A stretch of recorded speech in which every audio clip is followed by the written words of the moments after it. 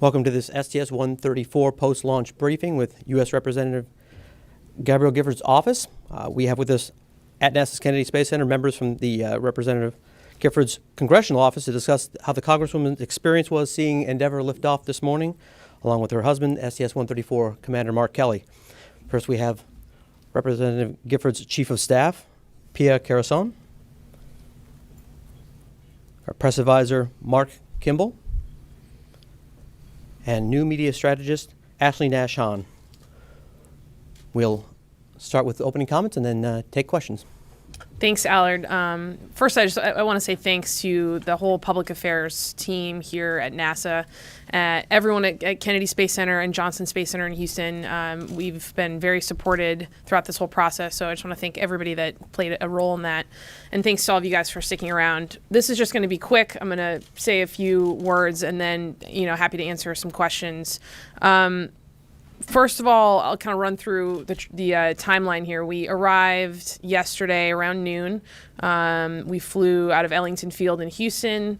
NASA provides transportation for the spouses. We were on a flight with Greg Johnson, astronaut Greg Johnson's family. We, as you guys may have seen, if you sign up for our Twitter, Facebook accounts, we did a flyby of the launch pad yesterday upon landing, which was very neat. Congressman really enjoyed seeing that.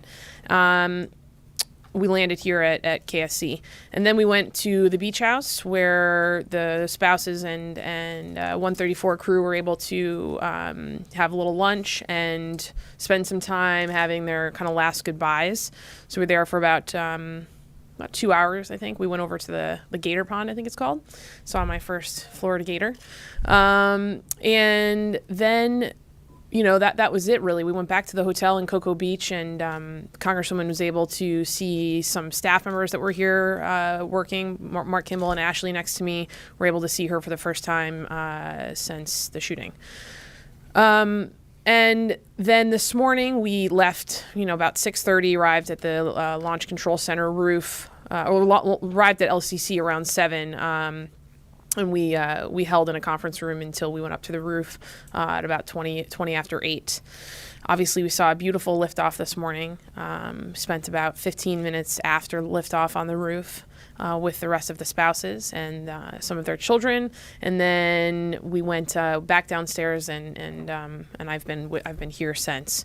So it was a great day. Obviously, we've been looking forward to this for many months. Mark was assigned this flight in August 2009, and Gabby and all of us have been really excited ever since. Now, in the last 4.5 months since the shooting, it's obviously been much more challenging, being with Mark and Gabby as they made the decision that he would fly, and obviously with NASA also that he would still keep this mission.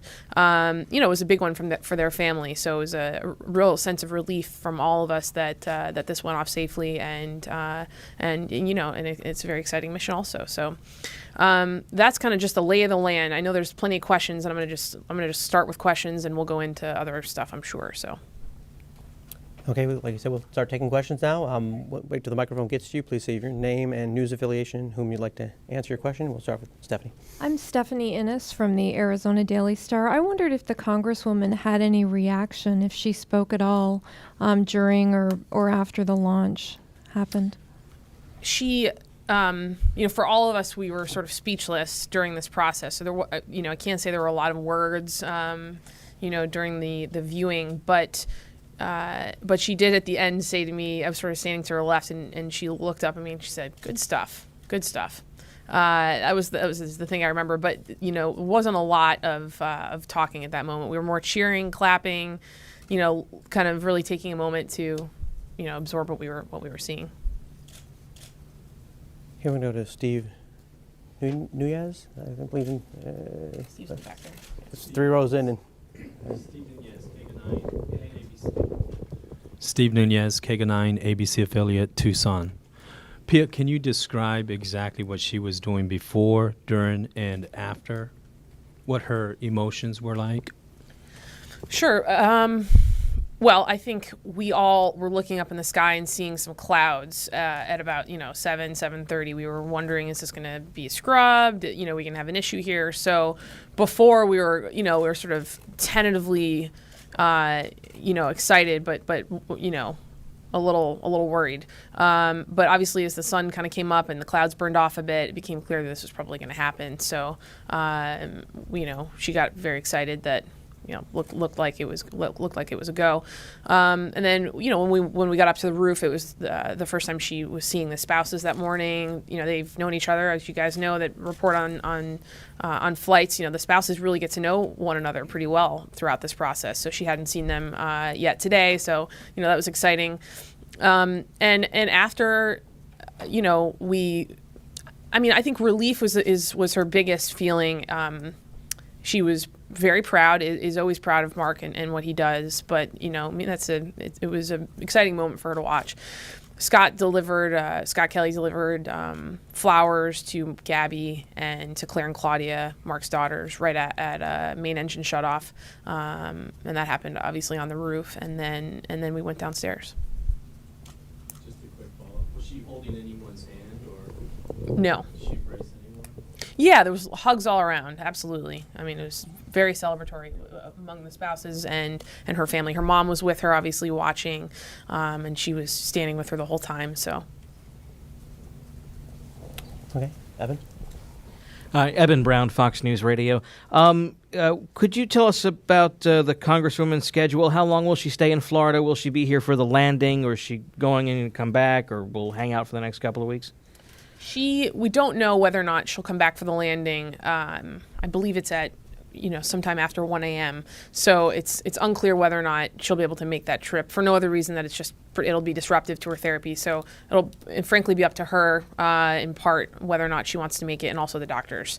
And as far as her travel back, she will be leaving soon to go back today, shortly here in just an hour or so, and she'll be heading back to Houston. Christopher Sign with the ABC affiliate in Phoenix. Two questions, really. Number one, it's my understanding last time she arrived here when that launch was scrubbed that a nurse traveled with her. Was there a nurse or doctor with her this time? And then the second question is, it's my understanding that her and her husband had exchanged rings, if you will. Was she clinching his ring, holding his ring during the launch? Anything like that you can describe, please? Sure. Well, your first question about the nurses, we have two nurses with us, Darlene and Vivian, terrific nurses from Tier Memorial Hermann in Houston. We have two because one sleeps and the other works, so they're 12-hour shifts, and that's just really for precaution. She doesn't have a lot of need for any medical staff at this point, but she's still under the care of the hospital as an inpatient, full-time patient at the hospital, so it's appropriate for her to have medical staff with her. And your second question about the ring, yes, they exchanged rings. Mark had brought her wedding ring to space for the last two launches, and this time she wanted his back, his in return for her. So his fingers are a little bit bigger than hers, just a little bit. So it doesn't quite fit around her finger. So she's wearing it around a chain on her necklace. Yeah, and I don't remember seeing her clasping it. I don't think so. Yes, Stefano Collidan for Italian State Radio and Television. A question that crossed my mind when you said that Miss Giffords said good stuff. Is she in a state of sort of aphasia or recovering from that, or is it just because she didn't feel like talking more than what she did? I think it was a combination of the two. I mean, I'm not going to get into the medical details of her recovery or challenges, but I mean, for all of us, it was there's not many words to describe. Obviously, watching a shuttle launch in person. So, Seth Bornstein, AP. During the mission, there's often time where you can have family crew conferences. Are there arrangements being made at Tier so she could do it from Tier? How many times have you arranged to do that? And is there anything, besides the ring that he's taking for her? On your first question, yes, the hope is that we will arrange for a video conference at some point, and where is still being determined. We may be able to do it at Tier, but she has gone down to Johnson Space Center multiple times in the last couple weeks when Mark was in quarantine for crew dinner, so that's an easy trip for her to make if she needs. And anything else he's brought, she sent him with a note, which has been reported, which they hid on the shuttle. So he's got that up there, and I don't know that he's brought anything else of hers with him. I don't know. Oh, he's got a picture. I know he's got a picture of the two of them. Okay. Ken? Ken Kramer, Spaceflight Magazine. I wonder if you could tell us anything about Gabrielle's future, when she might be able to return to Congress, and will her husband continue as an astronaut, or what's his future? Thanks. Certainly don't want to talk for Mark. He'll be back in 16 days. So you can ask him that.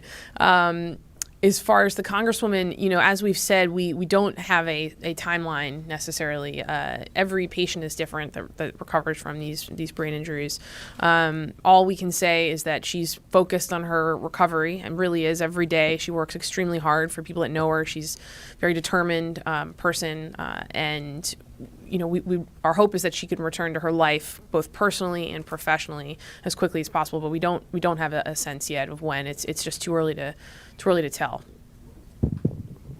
Okay. Questions on this side? No. Okay. We'll go way in the back. Okay. Then we'll come back to this side. Okay. Hi, Rory O'Neill with Metro Networks Radio. I know that there was a large delegation from Congress that flew with the president last time. Did she get a chance to see any of them at that time? And were there any members of the congressional delegation at the viewing location where she was today? No, there were no members of Congress or anyone else at the viewing location. It was, strictly the family, small group of family. During the last trip, Congresswoman Wasserman Schultz, who's a close friend of hers, was able to come over after it had been scrubbed, and we still went over to the Launch Control Center, and she joined us over there for lunch on the last attempt, but not this time. Chris again from Phoenix. Is she fully aware of all of this, of the intense media questioning, if you will, for lack of a better term? And is she now fully aware of what happened on that January day? I know that Mark was waiting to tell her bits and pieces, if you will, to put the entire puzzle together for her. So is she aware of everything that took place that day now? She is not aware of everything, but she, as she processes this as anyone would, she's learned more. The question about the press, it's funny, we try to tell her, there's really extreme interest in your story here, and she's still a bit surprised to hear it. I mean, she hasn't, for instance, been exposed. She hasn't had done an interview, so she hasn't really fully, personally understood what that's like. But we tell her, I told her just now, hey, I'm going down to do a press conference. What do you want me to say? We joke around and stuff like that. But, I think she's getting a sense of it. I mean, she certainly understands the outpouring of support that's come from around the country, well, around the state, first of all, which is, prior to January 8th, to have people in, the far corners of Arizona know who she is and care so deeply and sending her cards. But then around the country and world, I mean, it's really made a difference. So it's, for somebody that's day in, day out in a hospital recovering from something like this, to, be reminded regularly that they're loved and supported and thought of around the world it's definitely moving. Alan Boyle with MSNBC. The Congresswoman has been looking forward to this for so long. Is there something else that's in the plans for after this? Is there some thought that Mark and Gabby will get away somewhere? Is there anything special that's being planned to mark his return? That's a good question. I would have to let him answer that. I know he has thought about that topic.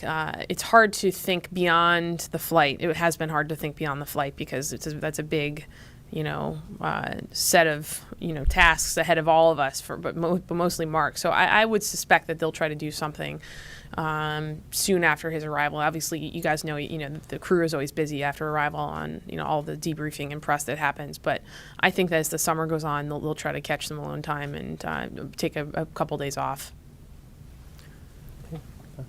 Scott Powers, Orlando Sentinel. I want to ask you about a tiny moment that occurred early this morning on the astronaut walkout, and Commander Kelly reached up and pointed upward. Do you know, by any chance, if that was a gesture toward her and whether she saw it? She didn't. She did not. We were not here during the walkout. So he may have been pointing at the roof of the Launch Control Center where the spouses watched it, but we weren't there. None of the spouses were. Okay. With Todd and then Todd Halverson of Florida Today. This one might be for one of your colleagues, but I was just wondering how Gabby is putting her tweets out, whether she is actually, keyboarding them in, or whether she's, telling you what she wants to express and then gets put online. How is that all working? I will actually speak to that if there's anything you want to add. But we had some confusion early on about who was tweeting, so that we are careful, as you can see, that we say staff or office or me. So no, it's not her, it's us. But we do discuss with her like we discuss everything. Should I add anything? Yeah. Well, I'd just like to say that prior to the shooting, the Congresswoman was an avid tweeter. She often used her iPad or her iPhone to do those kinds of things. And since then, we're continuing to keep them engaging and fun, which is what she always liked to use those tools for. That's right. Okay, we'll go Bob in the middle. Hey, Bob Woodard from ABC. I talked to some other family members, and they said that they were standing and watching this when it launched. Was Gabby walking? Was she standing or sitting? She was sitting. Sometimes when you're looking up, you can get off balance. So we wanted to make sure that she was comfortable and able to, really gaze at that and not have to focus on standing and balancing, which for her, is something that she works on. I mean, she is doing a great job, but we wanted her to feel very comfortable. So she had the option. She, I think, did stand to greet the spouses, but she sat for the actual launch. Okay. John Bracken from WRDJ here in Merritt Island, and congratulations to you and to Congressman Giffords on making it as far as you have. Obviously, she's a great inspiration to people who have been through deep trauma. How has that affected her relationship or concept of God? I don't know. I can't begin to answer that question. I think we'd have to ask her. I think for anyone involved in something like this, you obviously take stock of how valuable and precious life is. But I can't tell you. First Irene? time I've had that question. Irene? Irene Klotz with Reuters. Since the shooting, you all have really stepped out as spokespeople and representatives for the representative. And I'm just wondering, at the time when there was the discussion underway about whether Mark Kelly would resume his work at NASA and go on commanding this flight, if you all personally had any concerns about that and just what, your lives have been, what work you did with the Congresswoman's office prior to the shooting, and what sorts of things you're taking on now, and if Mark's decision to fly this mission has impacted, your work at all in that sense. Well, first, I think we've all been a sounding board for Mark and Gabby going through this process, but I never would question his decision in terms of, whether or not I thought it was right or wrong. I mean, I personally hoped that he would do it because I knew that Gabby would want him to, especially as it became clear that she, thank God, was going to survive the shooting. And then weeks later we realized she was going to begin to make a good recovery right away. So, at that point, it was, we were happy that he decided to do it. As far as how our jobs have changed, it's funny, the last launch, for Gabby's spouse to be an astronaut is, it has a unique impact on our office. Obviously, we work for the Congresswoman. We don't work for Mark. But, during these times when their personal lives become the center of, attention publicly and in the press, there is some sort of overlap there, especially, in the work that Congress does in regards to the human spaceflight program. So we've certainly been supporting mark via Gabby, if you will, throughout this process, just because there's a lot of interest in it. But I'd say our jobs have changed since the 8th, but the core of it has not. We remain committed to serving the constituents of Arizona's 8th District, and we've got a huge and very productive, successful casework team in Tucson and Sierra Vista that, kind of day in, day out provide the bread and butter service that a member of Congress does. So proud of that.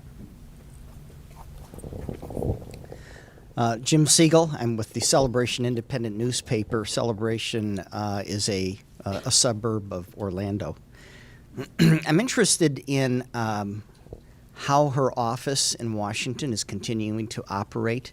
And are there any, I understand she can't cast votes, but is there any influence that she has through you back in Washington? And who makes decisions in her absence? Is it you or somebody else? Could you describe a little bit about how that works?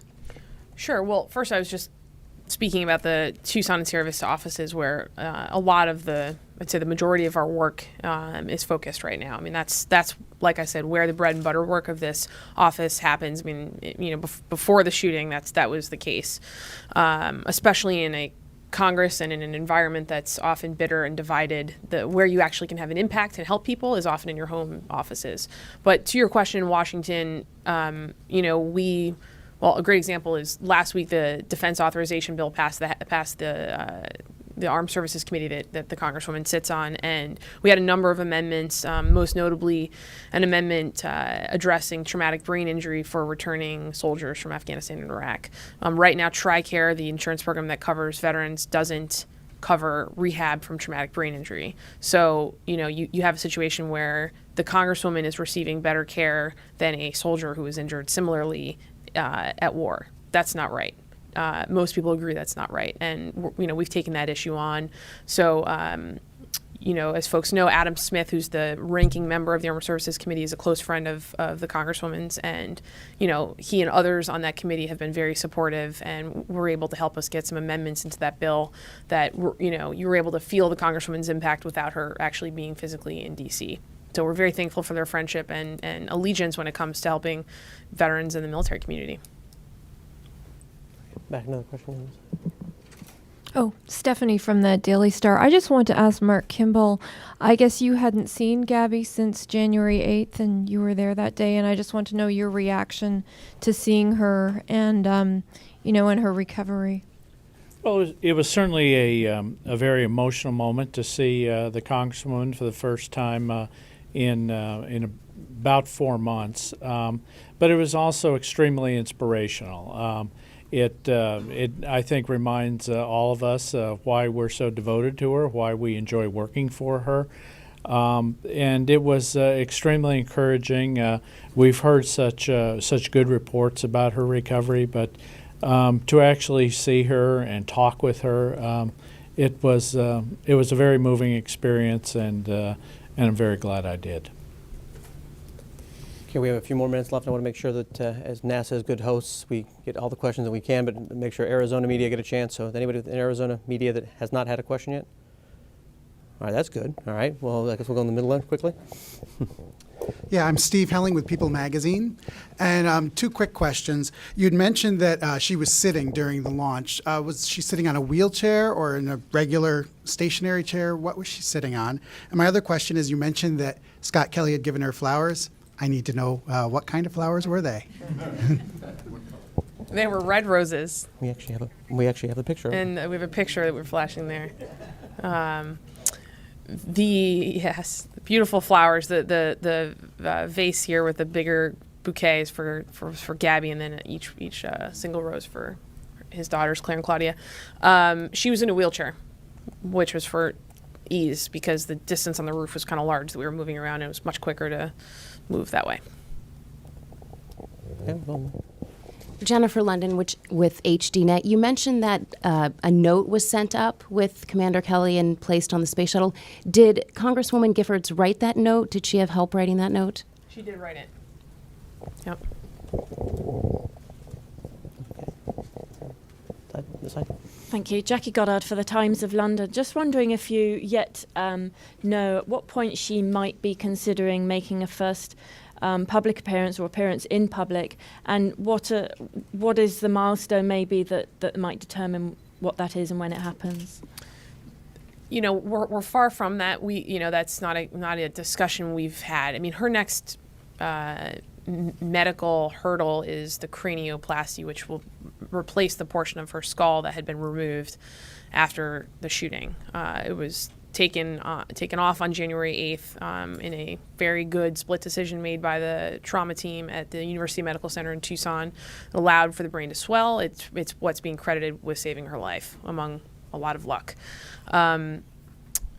So that surgery needs to happen. I mean, that's kind of the next step we're looking at before we begin to think of what happens after that. This is certainly a slow process. I mean, it requires a lot of patience and understanding that recovering from being shot point blank in the head takes time. Manuel Reig-Franze from the Washington Post. Can you give us some sense of her level of comprehension? Can she understand complex concepts and speak in more than simple sentences? And two, what's her voice sound like now? She understands, if not everything, close to everything. There's hardly a moment that we have that we feel like she's not quite grasping, to the point that she understands sarcastic humor, which, as we all know, is that's generally a more complex set of a complex ability to comprehend. So her voice sounds very normal. A lot of people have asked that question. It sounds as it did before the shooting. She's able to, fluctuate, her volume level and the quality in terms of, if she's being serious or lighthearted or whispering. I mean, all of that, she has all of that function. And, her speech is getting better with the constant therapy she's doing. So we're still seeing a lot of progress. I'm just about out of time. I want to make sure I get any first-time questions. I think in the front row. Clara? Right. Clara Moskowitz for Space.com. Can you tell us anything about just how trying the travel was on the Congresswoman and how much maybe it takes out of her to have to make the trip?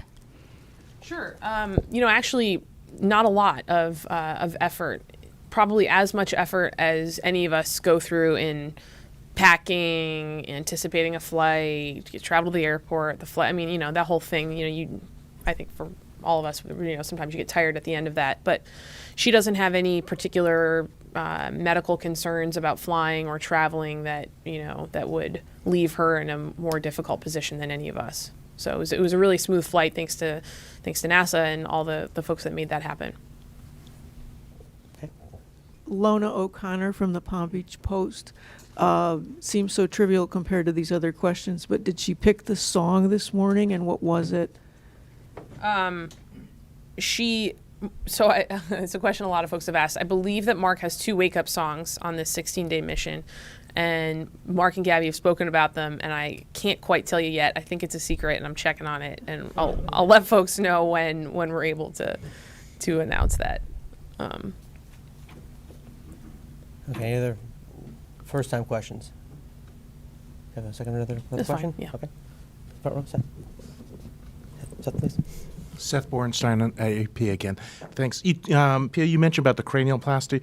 Last I recall, it was you were looking at May for that, and obviously the mission goes till June 1 now.